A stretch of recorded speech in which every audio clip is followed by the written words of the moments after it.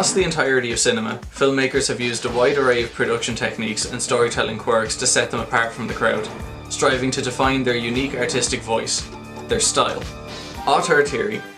Yeah, see, I think he said that wrong. Because I remember seeing John Hurt. He was talking about Lars von Trier on the set of Melancholia. And he was talking about how the fact he never calls action on set. That he just kind of... He actually said that he rolls around on a train. And he just gets the actors to start talking and to start acting in the scene. But they just do it on their own accord. And then he comes along on his train with a camera and he just takes whatever he wants. But yeah, he said he doesn't know what could be more of a definition of auteur. Or I think he said auteur.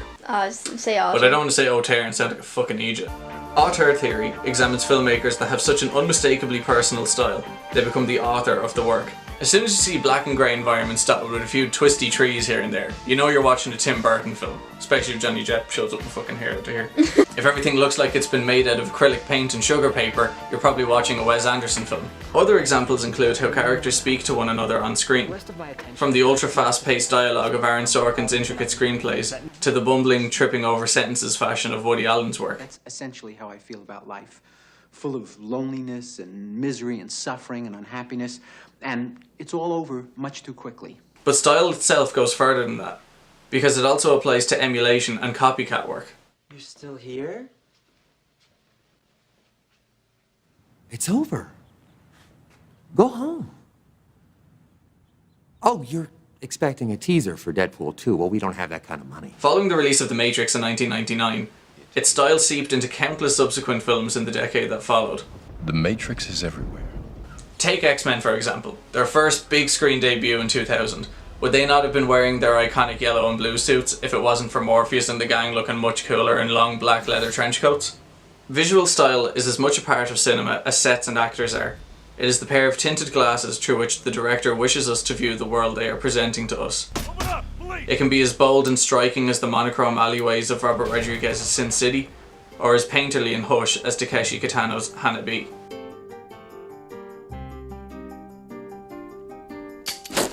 Style extends into so many aspects of film, from writing to editing and the direction of actors. Hello, baby.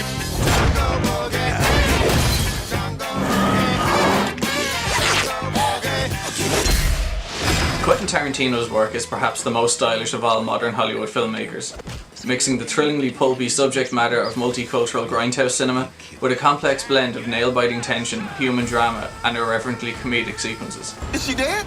I pretty much. It is Tarantino's...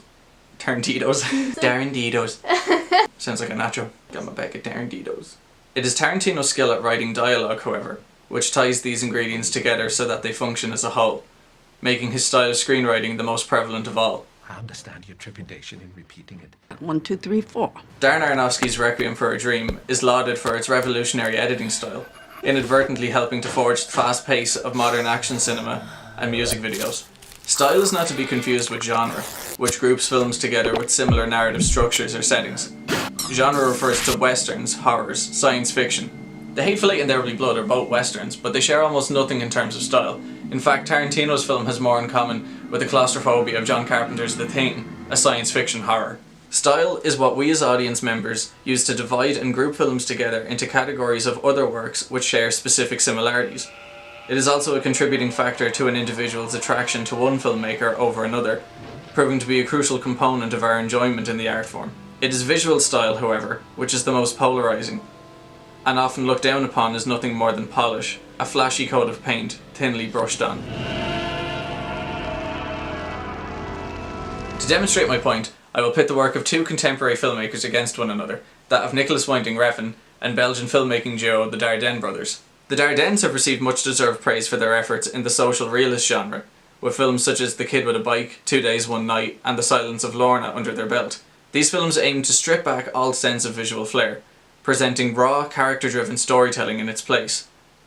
They are part of a genre which emulates the trials of life as authentically as the medium can, thus creating a style in its own right, but a style which has been designed to go unnoticed. Following his success with the cult hits of Bronson and the Pusher trilogy, Refn made a household name for himself with 2011's Drive. The film became something of a phenomenon, garnering status as a modern classic by audiences within the first year of its release. He then followed it up with Only God Forgives, a film that critics admired for its aesthetic brilliance, but that general audiences just couldn't grasp. Lost your brother. It was too slow, too weird. I spat, like, insanely there. A liter just sprayed out of my mouth. Too slow, too weird, too unlike Drive. All style, no substance. This criticism only intensified upon the release of The Neon Demon.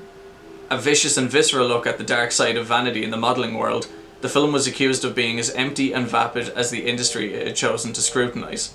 More recent examples of films that have fallen prey to this condemnation is 2017's Ghost in the Shell and A Cure for Wellness. As with Refn's recent work, these films were critically panned upon release for being so preoccupied with creating beautiful imagery, they forgot to tell a compelling story with well-drawn characters. So why is this the case? Why do we celebrate kitchen sink dramas striving to emulate reality, and reject films attempting to create a purely visual experience, one full of colour and exuberance in its design? Why is it that one is deemed better than the other, when one artist is a storyteller and the other is something else entirely? I call them designer directors, only they design film instead of dresses. The genre in which designer directors thrive is undoubtedly that of the giallo, a form of cinema which heightens reality to extremes rather than attempt to imitate it. Mario Bava cemented the rules of the giallo with his 1964 magnum opus Blood and Black Lace. Painted in bold primary colours, a masked killer picks off the young women of the haute couture fashion house. The plot basically acts as a clothesline from which to hang the gruesomely creative murder scenes, a loose framework for the sumptuous visuals to reside within. Dario Argento's Suspiria takes the genre to its extremes, further accentuating the audacity of the visuals whilst convoluting the plot even more. It is nightmarish in its coherence. The unconventional editing forces the viewer to jump from one event to the other without much context or rhythm.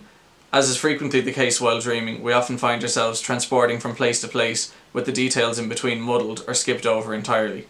I always have dreams like that. You'd have a dream where you're in work, and then all of a sudden you'd be like in the airport, and then you've got no clothes on. Well, no, not like that. Do you never have those dreams where you're not wearing any clothes? Like you'd have a dream where you're standing in work, so you're there at the till, and you've been there a while, but it's only dawned on you now that you've got nothing on you. And do people comment to you? No! Nobody else notices. That's the thing. It's like I'm the only one care that me arse is hanging. You know, moving on. Giallo is the cinema of excess. A celebration of style that expresses a blatant disregard for coherence, let alone character development. It is an art of eye-popping colour and haunting compositions. It wants to be noticed, to be heard, to be admired. It doesn't care to understand the concept of nuanced dialogue or subtle musical scores.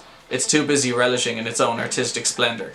And then there's Nocturnal Animals, Tom Ford's underappreciated 2016 masterpiece.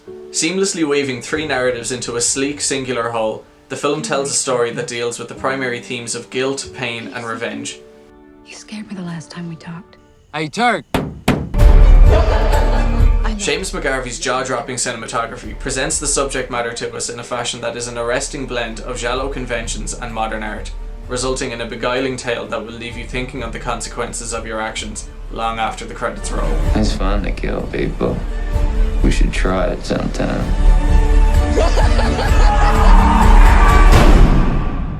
Nobody gets away with what she did. Nobody. Tom Ford is a filmmaker hybrid, one that understands the sophisticated storytelling his audience requires, but also appreciates the substance which can be found in visual style. I find it fitting then that when Tom Ford isn't designing film, he's actually designing dresses.